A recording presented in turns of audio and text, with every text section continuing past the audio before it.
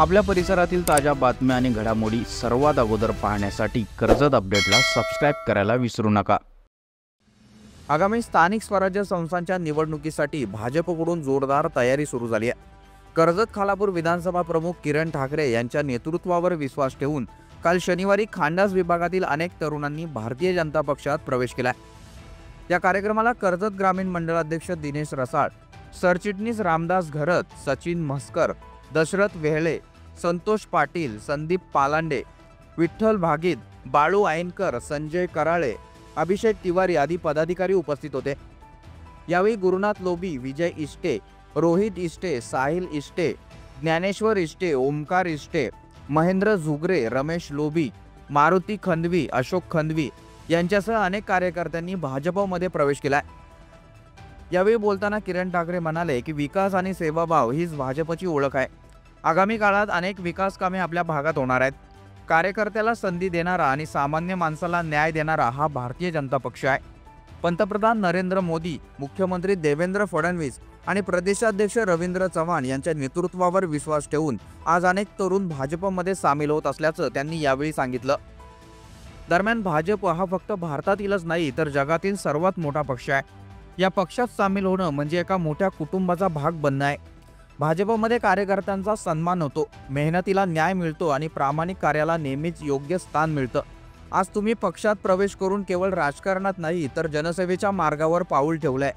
पक्षावर विश्वास ठेवा, भाजप प्रत्येक कार्यकर्त्याच्या पाठीशी ठामपणे उभे असल्याचं कर्जत ग्रामीण मंडळाध्यक्ष दिनेश रसाळ यांनी यावेळी बोलून दाखवलं। दरम्यान आगामी स्थानिक स्वराज्य संस्था निवडणुकीबद्दल बोलताना किरण ठाकरे यांनी म्हटले की महायुती झाली तर आम्ही एकत्र लढू किंवा जो पक्ष आम्हाला संधी देईल त्याच्यासोबत जाण्याची आमची तयारी आहे। असे न झाल्यास स्वबळावर सर्व जागांवर लढण्याची तयारी भाजपने केली असल्याचं त्यांनी यावेळी स्पष्ट केलं।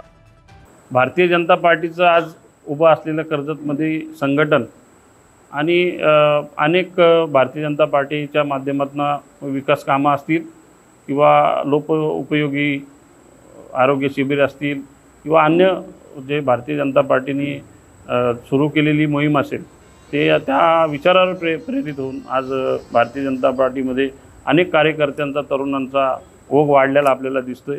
आपण पाहिलं असेल की मागील काही दिवसांमध्ये सतत भारतीय जनता पार्टीमध्ये असे प्रवेश आपण घेतोय आणि येणाऱ्या निवडणुकांमध्ये भारतीय जनता पार्टीला जिंकवून देण्याकरताच मतदारांचा देखील आपल्याला एक कल दिसतोय। भारतीय जनता पार्टी आणि राष्ट्रवादी, शिवसेना असे तीन पक्षाचं राज्यामध्ये सरकार आहे। आपण मागच्या काळामध्ये पाहिलं असेल की निवडणुकांमध्ये भारतीय जनता पार्टी आणि हे दोन पक्ष एकत्र लढलेले अशी महायुती आहे आणि आमचं आग्रह आहे की महायुती म्हणून तिन्ही पक्ष एकत्र या मतदारसंघात लढावे।